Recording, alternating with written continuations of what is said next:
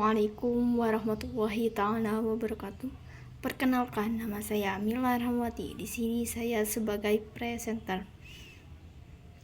Pada Selasa 20 Juni 2024, di wilayah Jakarta Timur dilandas banjir akibat hujan deras yang mengguyur sejak dini hari. Banjir merendam beberapa wilayah seperti Durensawit, Jatenggarang, dan Cakung dengan ketinggian air mencapai 50 cm hingga 120 cm.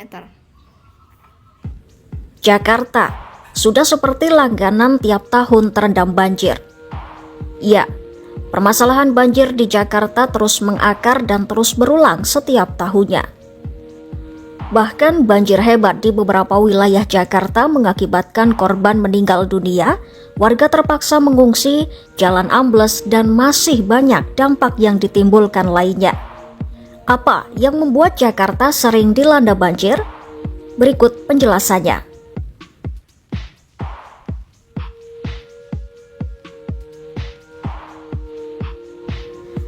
Banjir menjadi masalah klasik di Jakarta. Ya, musibah banjir kembali melanda sejumlah wilayah di Jakarta, khususnya permukiman di sekitar Kali Ciliwung pada Senin 3 Maret 2025 pagi. Badan Penanggulangan Bencana Daerah Jakarta melaporkan hujan dengan intensitas tinggi pada Minggu 2 Maret 2025 malam menyebabkan kenaikan air di Bendung Katulampa, Kota Bogor. Akibatnya, Kali Ciliwung meluap dan merendam sejumlah titik permukiman warga. Gubernur Jabodetabek tahun ini menjadi pengingat bahwa penataan ruang yang komprehensif dan terintegrasi sangat penting untuk mencegah bencana serupa pada masa depan. Pemerintah pusat dan daerah diharapkan dapat bekerja sama secara efektif untuk mewujudkan Jabodetabek punjur yang lebih aman dan berkelanjutan. Terlepas dari itu semua, sebenarnya apa sih yang membuat Jakarta sering mengalami banjir?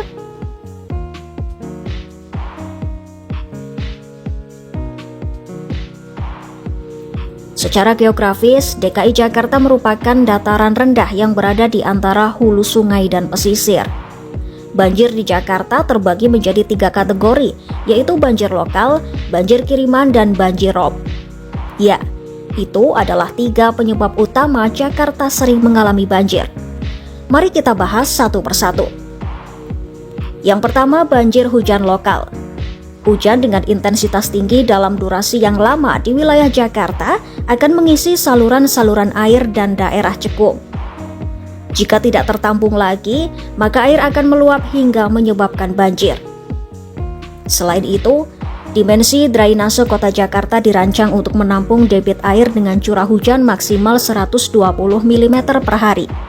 Namun pada beberapa hujan besar ekstrim yang terjadi di Jakarta, curah hujan melebihi kapasitas tersebut hingga menyebabkan banjir. Contohnya, pada 1 Januari 2020 lalu, curah hujan Jakarta mencapai 377 mm per hari dan merupakan yang tertinggi selama 24 tahun. Sehingga banjir pun melanda sebagian besar wilayah ibu kota. Yang kedua, banjir kiriman. Karena berada banjir rob. Selain karena hujan dan kiriman debit air dari hulu, Jakarta juga rentan terkena pasang air laut atau rob. Hal ini biasanya terjadi di wilayah pesisir atau tepi laut Jakarta.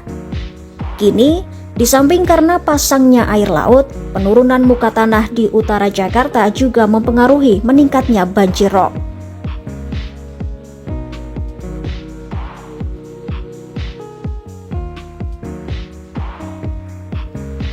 Lalu bagaimana penanggulangan banjir di Jakarta?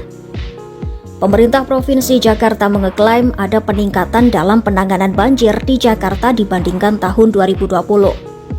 PJ Gubernur DKI Jakarta Teguh Setiabudi mengeklaim, Baik, itu saja yang bisa saya sampaikan.